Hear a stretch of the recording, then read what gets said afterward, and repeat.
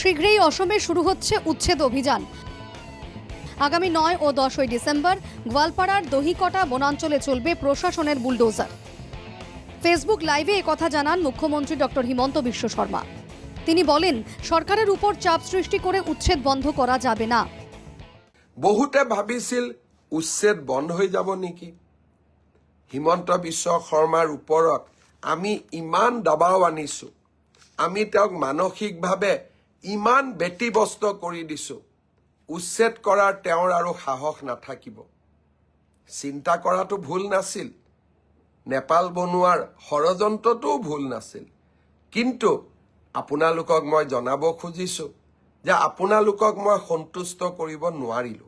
অহা 9 আৰু 10 তাৰিখে গোৱালপাৰা জিলাৰ দহিকটা বনাঞ্চলত উচ্ছেদ অভিযান আৰম্ভ হ'ব।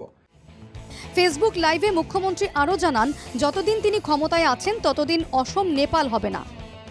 যিসকলে ফেচবুক ইনষ্টাগ্ৰামত ইমান দিনে দপদপাই আছিলে, তেওঁলোকে এতিয়া অন এফিডেভিট শপতনামাৰ জৰিয়তে জুডিচিয়েল কমিশ্যনত এই কথাবোৰ নকয় কিয়?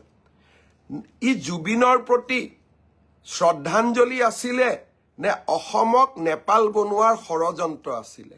মই ভাবো SITয়ে যিদিনাখনে অভিযোগনামা দাখিল কৰিব, তাৰ পিছত সেইসকলক মই প্ৰশ্ন কৰিম যে জুবিনৰ প্ৰতি আপোনালোকে শ্ৰদ্ধাঞ্জলি জনাব বিচাৰিছিলে নে দৰাচলতে অসমখনক নেপাল বনোৱাৰ ষড়যন্ত্ৰ কৰিছিলে?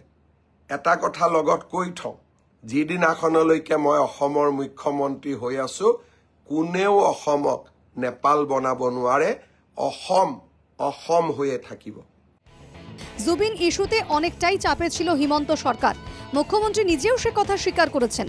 তবে তাকে টলানো যে সহজ নয়, সেটা তিনি ইতিমধ্যেই বুঝিয়ে দিয়েছেন। Bureau report, NKTV Bangla.